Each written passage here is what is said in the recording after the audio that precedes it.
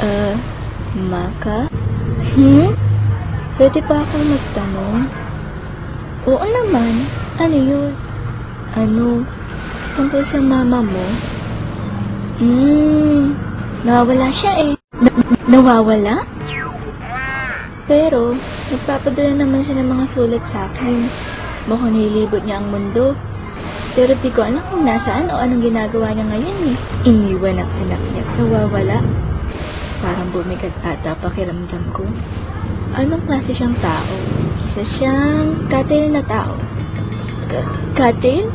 Malakas, malaki. Kapag ginalit mo siya, patay ka na. Pero mabait naman siya.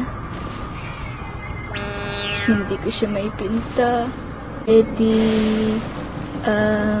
ano yung pinakagusto mong nangyari sa inyong dalawa?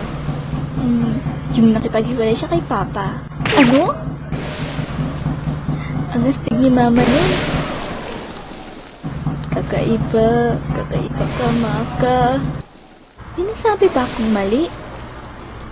Wala. Anong tingin mo sa mama mo? Siyempre, mahal ko siya.